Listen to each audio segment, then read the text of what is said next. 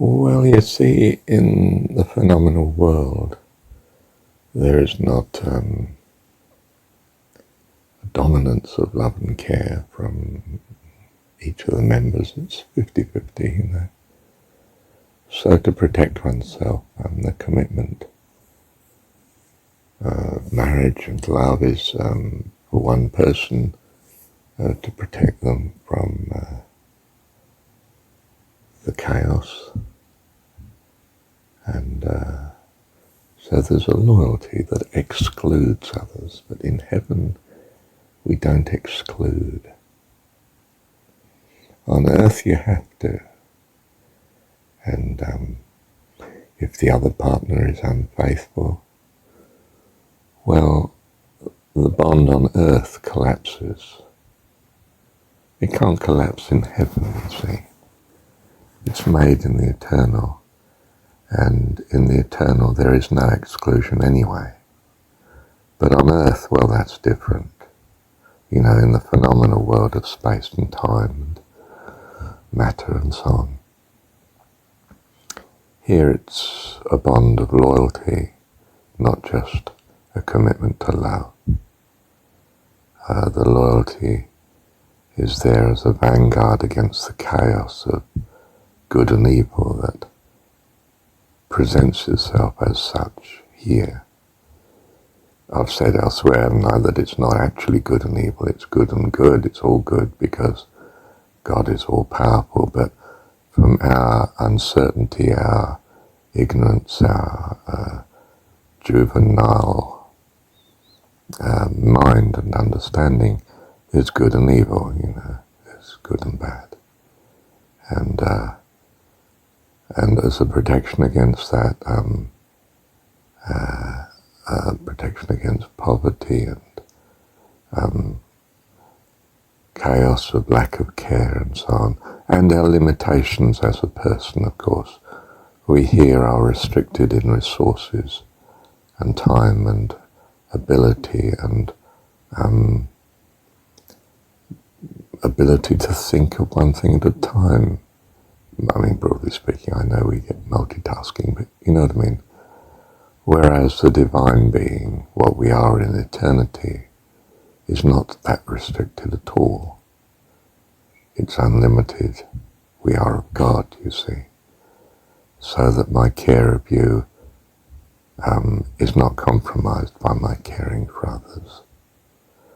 And my pleasure in all others is not going to compromise your pleasure in me or my pleasure in you.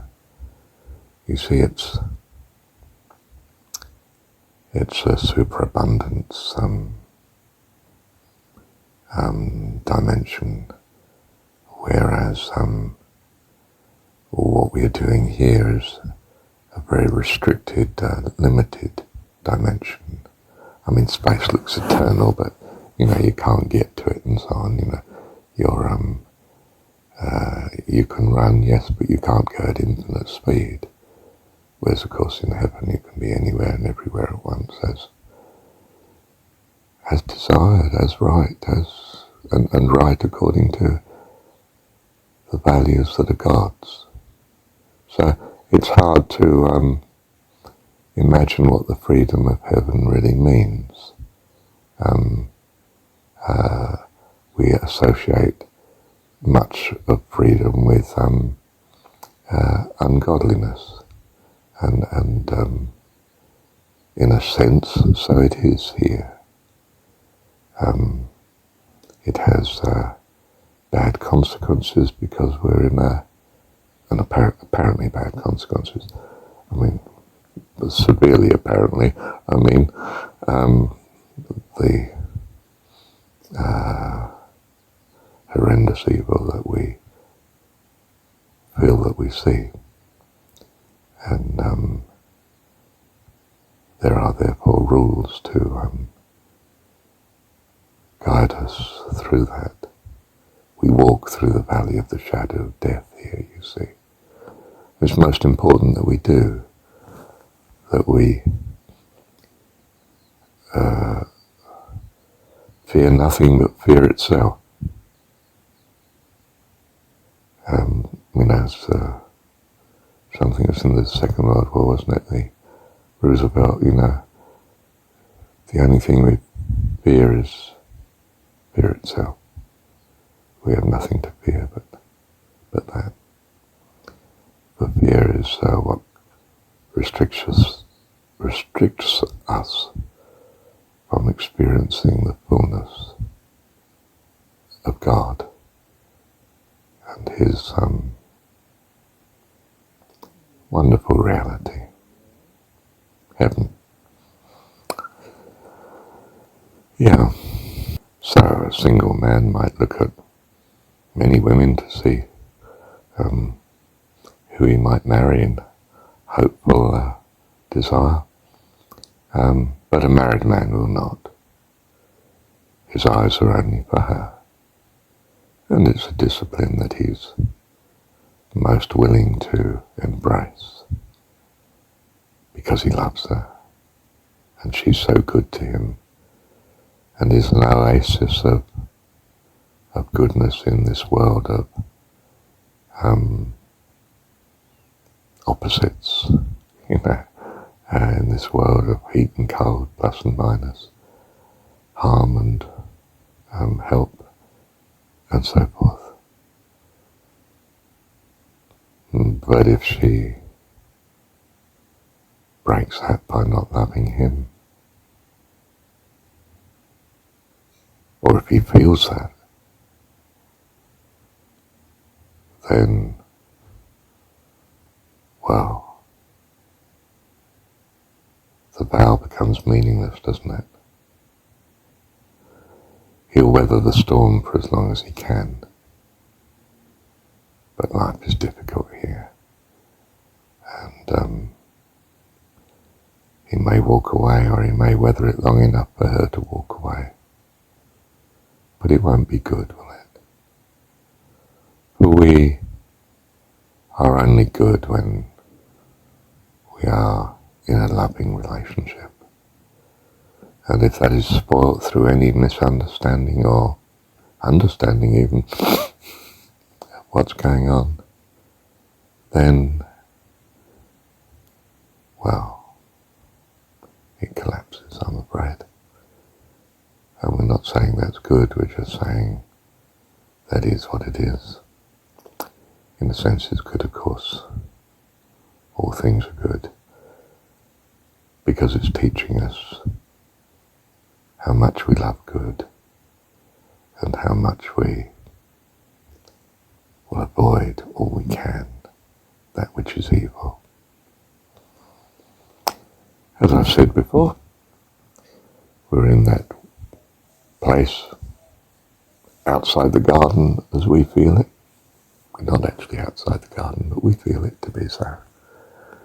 And we can't return until we long for the good and long to be away from all bad, all that would cause evil and harm. And then we're fit for the kingdom of heaven. Thank you, Heavenly Father. Yes, see, being in love is a taste of heaven. And to protect it, no evil must be allowed in.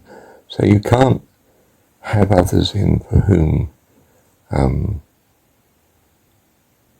love relationship is not established.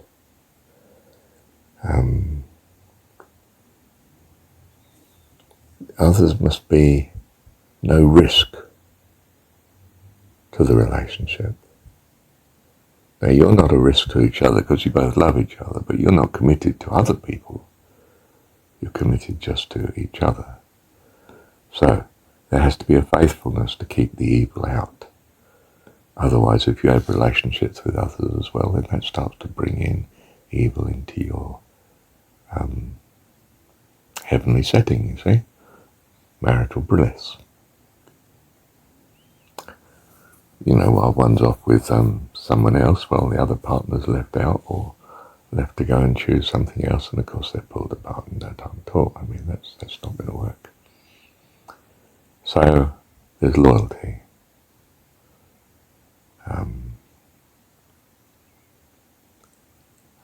quality that is crucial to life. You know, the universe is created by God, who keeps things constant, unchanging. The matter is matter and can be changed to energy and back to matter, but it's still there, you know. It doesn't go from existence to non-existence, which is incidentally what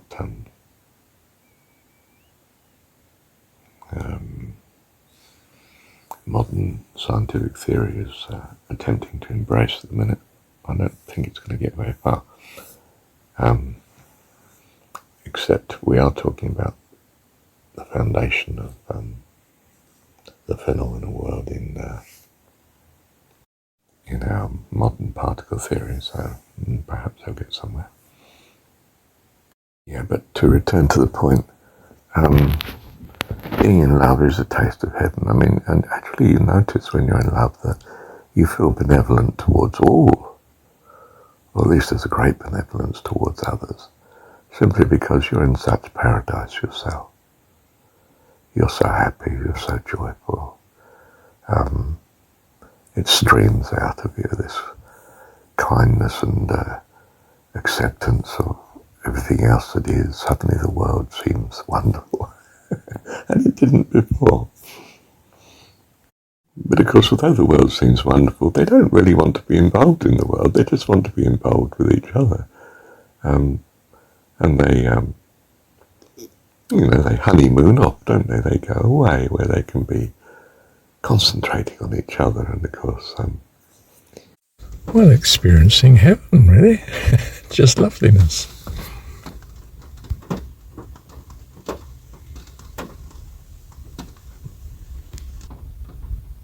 Now this raises a fascinating point, which is that the rules for living here, what we call social ethics, are appropriate to the nature of this dimension that we're in.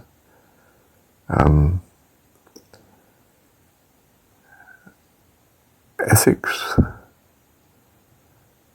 are necessary where there's a community of discord. Individuals that are not necessarily harmonious in regards to their values. They've got different values, different views and perceptions and understandings and goals and pleasures and desires, and they conflict. And therefore we need an ethics, a set of rules to abide by, custom and so on, that will, political correctness included now, of course, religion that will in some sense govern this in harmony and make the whole setup feasible for civilization, for survival of this advanced form of life that we call people. But in heaven it's not like that. The environment is different. There is no uncertainty because we have access to the mind of God. There's no inharmony because we have the same values. There is no restriction, imprisonment if you like, or boundaries or constraints, because we have the same values that are in harmony. And we delight in such. And all of us can delight in doing exactly what we want, because what we want stems from the same values, not different, and the same perceptions, because we all have access to the mind of God, to understanding all things. Neither are we constrained to be in one place at one time.